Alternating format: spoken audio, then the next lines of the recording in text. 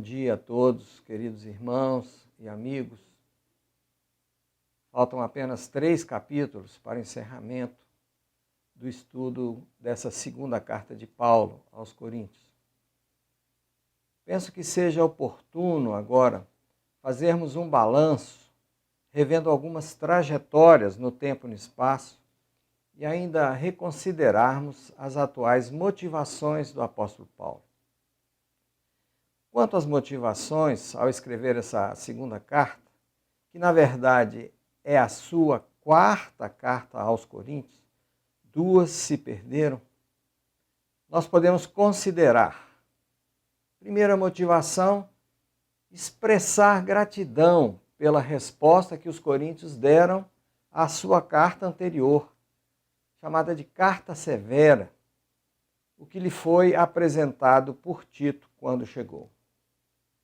Segunda motivação, fazer soar um alerta a respeito dos falsos mestres que se haviam infiltrado na igreja com falsos ensinos e com questionamento da autoridade de Paulo como apóstolo. Terceira, cuidar paternalmente e pastoralmente dos irmãos recém-nascidos em Cristo.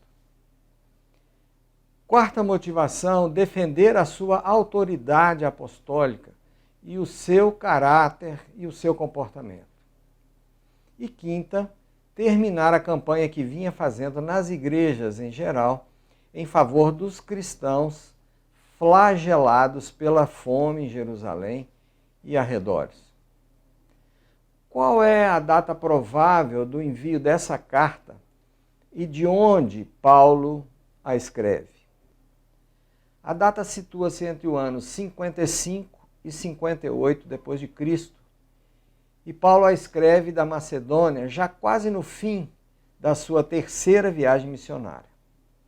Durante um período de cerca de 10 a 12 anos apenas, Paulo realiza 3 grandes viagens, pregando o evangelho aos gentios das províncias da Ásia, da Macedônia e da Acaia, levando milhares de pessoas a conhecerem a graça de Deus e estabelecendo igrejas em várias cidades.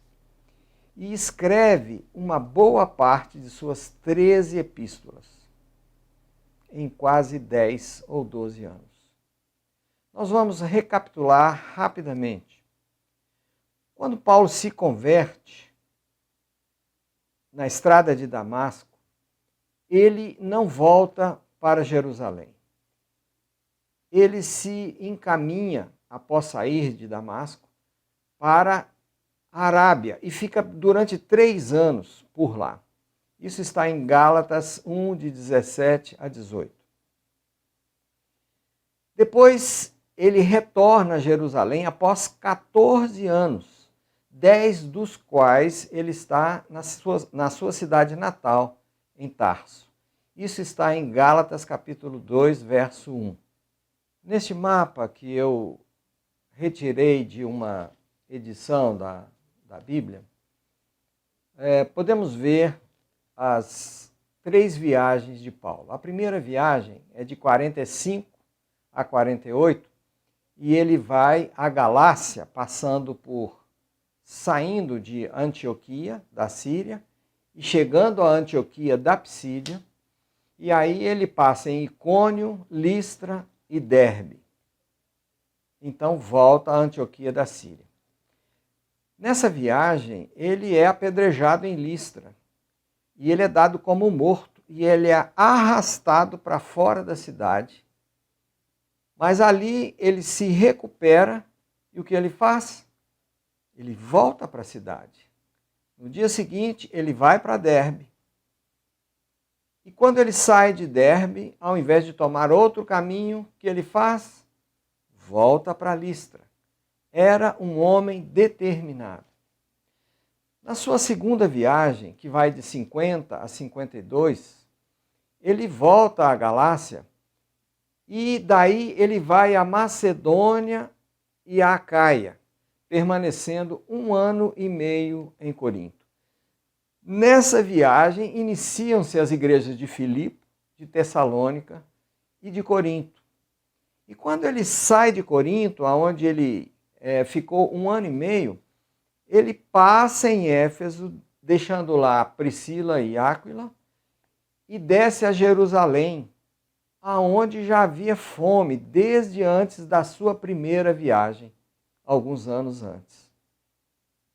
Na sua terceira viagem, passando outra vez pela Galácia e pela Frígia, ele vai para Éfeso, que é a capital da província da Ásia, onde ele fica por 3 anos. É o lugar onde ele demorou mais tempo.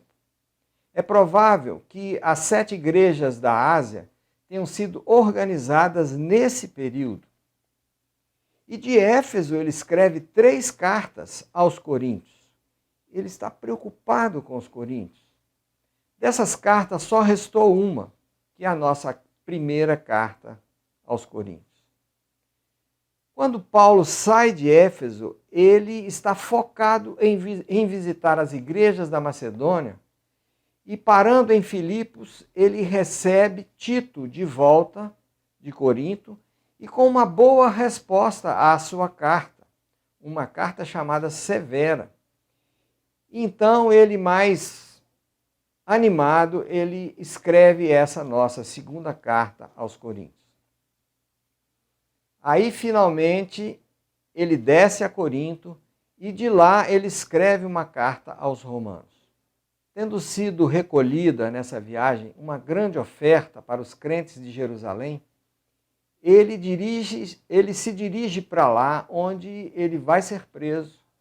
Depois ele vai continuar em prisão em Cesareia, e daí ele será levado para Roma, e ele vai ficar em prisão domiciliar por 2 anos, depois é solto, possivelmente ele visita a Espanha, é preso novamente em Roma, e por fim ele é decapitado no ano 67, por ordem do imperador Nero. Então, dada essa visão panorâmica, nós vamos ao texto de hoje, 2 Coríntios 10, versos 12 a 18. Vamos ler. Não temos a pretensão de nos igualar ou de nos comparar com alguns que se recomendam a si mesmos. Quando eles se medem e se comparam consigo mesmos, agem sem entendimento. Nós, porém, não nos gloriaremos além do limite adequado, mas limitaremos nosso orgulho à esfera da ação que Deus nos confiou, a qual alcança vocês, inclusive. Não estamos indo longe demais em nosso orgulho, como seria se não tivéssemos chegado até vocês? Pois chegamos a vocês com o Evangelho de Cristo. Da mesma forma, não vamos além de nossos limites, gloriando-nos de trabalhos que outros fizeram. Nossa esperança é que, à medida que for crescendo a fé que vocês têm, nossa atuação entre vocês aumente ainda mais, para que possamos pregar o Evangelho nas regiões que estão além de vocês, sem nos vangloriarmos de trabalho já realizado em território de outro. Contudo, quem se gloriar, glorie-se no Senhor, pois não é aprovado quem a si mesmo se recomenda, mas aquele a quem o Senhor recomenda. Como vimos na introdução, Paulo está quase no final da sua terceira viagem. Encontra-se na Macedônia e de Filipos escreve essa epístola, preparando os coríntios para a sua chegada. E seus principais objetivos são: primeiro, restabelecer o seu relacionamento com os irmãos. Lembrem-se que eles são bebês na fé. Eles são convertidos há 5 ou 6 anos atrás, a maioria deles. Então ele visa, na verdade, a sua edificação. Segundo, restabelecer a sua autoridade apostólica, minada pelos falsos mestres. Depois, rechaçar esses falsos mestres. E por último, recolher uma oferta generosa para levar aos irmãos de Jerusalém. Na primeira parte do nosso texto de hoje, Paulo apresenta duas argumentações, uma em defesa própria e uma de esperança para os irmãos. Na primeira argumentação, ele se diferencia dos falsos mestres por duas razões. Primeira, ele não se recomenda a si mesmo, como eles o fazem.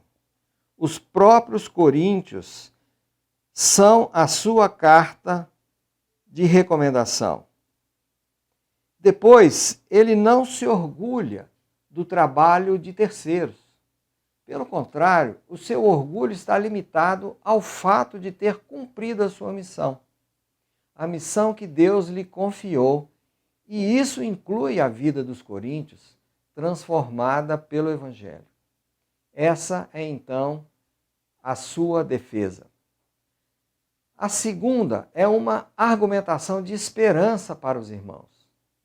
Esperança que os coríntios cresçam em fé, que a influência e o cuidado de Paulo aumente entre eles e que através deles o evangelho possa ser pregado nas regiões vizinhas. Paulo nunca abaixa a sua visão. Está sempre olhando além e acima. Na segunda parte do nosso texto, versos 17 e 18, aí é que desejo concentrar a nossa proposição principal. E eu quero propor nessa manhã que a verdadeira glória pertence a Deus. A nós pertence apenas o privilégio de refleti-la. Para justificar essa afirmação, nós vamos examinar duas verdades. A primeira verdade é: somente Deus é digno de glória. Precisamos entender, então, o que é glória. A glória é o resplendor do ser. Primordialmente, só Deus é. Numa linguagem metafórica, a glória é o brilho da sua presença. O profeta Isaías, no capítulo 40, verso 26, diz assim: ergam os olhos e olhem para as alturas. Quem criou tudo isso?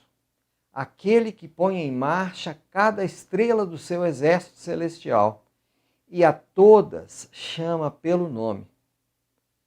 Tão grande é o seu poder e tão imensa a sua força que nenhuma delas deixa de comparecer. E o salmista Davi declara no Salmo 19, verso 1: os céus declaram a glória de Deus, o firmamento proclama a obra das suas mãos. E olhem que no céu que eles viam a olho nu, poderiam ser contadas no máximo cerca de 5.000 estrelas. Hoje, com imagens do Hubble ou do James Webb, o homem continua deslumbrado com os bilhões de galáxias e cada uma com seus bilhões de estrelas. Ele não consegue chegar aos limites. Porém, eu ouso dizer que aquilo que mais representa a glória de Deus não é o tamanho e nem a organização do macrocosmos, e nem do micro-universo. Isso é mais uma representação do incomensurável poder de Deus. O que mais manifesta a glória de Deus não é tampouco a diversidade e a complexidade da vida. Isso é mesmo de tirar o fôlego. Porém, a meu ver, representa mais a inteligência e a criatividade de Deus em combinar os átomos em moléculas e dar forma e função a elas, construindo toda a beleza da vida. Mas então, o que de fato é a glória de Deus? Moisés, conhecendo as manifestações da glória de Deus, ainda assim ele quer mais. Ele quer ver a glória de Deus. Isso se encontra em Êxodo, capítulo 33, verso 18 a 23, que eu gostaria de ler.